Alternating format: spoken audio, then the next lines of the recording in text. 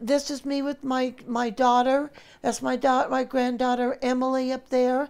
Meet Elizabeth Given. You may have seen her at the library where she volunteers, or at her local church service, or volunteering for the Helena Food Share.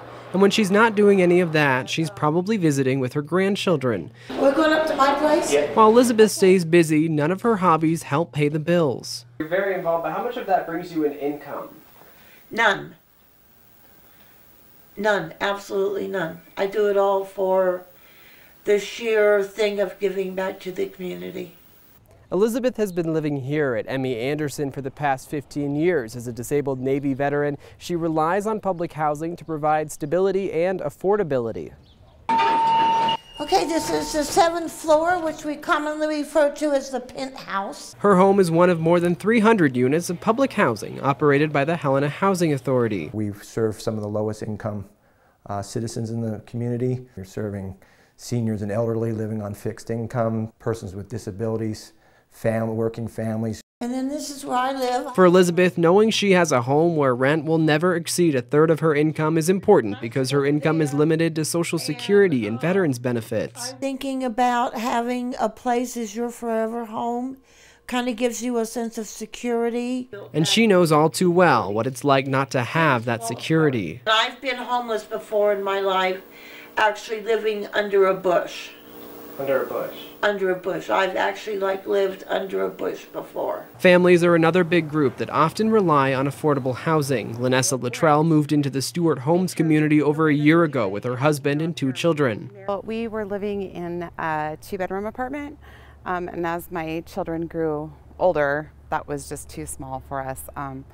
And finding an affordable 3-bedroom was kind of non-existent in the Helena area. Lynessa's struggle to find affordable housing is so common that the Helena City Commission took an unprecedented step and called a special meeting in May to address the issue. It's clear that we need more, and we need more affordable housing. A lot of families are getting priced out of the market, and we're seeing, particularly low-income families struggling to find affordable, safe, stable housing.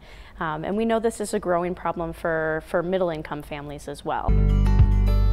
The city is also looking at some creative solutions to the problem and is in talks with Homeward, a provider of affordable housing that already has constructed housing across Montana. That's just one option. So I think that there's a lot that the city can be doing. There's property that the city owns that we should be thinking about how we're using that property, and partnering with local housing organizations that really are experts, that are on the ground, that really know what the needs are. In the meantime, the United Way of the Lewis and Clark area is one of the nonprofits working on this issue. They host weekly meetings with other nonprofits to address specific cases related to housing. They really get in the weeds, which is really fantastic. So they're talking about, well, we know that you offer this program and we can't help this individual with this aspect of what's going on in their lives, but we know you can. The United Way and Rocky Mountain Development Council also recently wrapped up a needs assessment to survey the community, and they'll use the results to help people find a place to live. We know that by providing affordable housing, people then can have an opportunity that they wouldn't otherwise have. That opportunity might be to one day own a home. Asia Rail was pregnant and penniless when she moved to Montana more than a decade ago. That's when she rented a unit at Stewart Homes. They said that it was a stepping stone, a place for people to be and get, their life together. She lived there for 7 years, but now...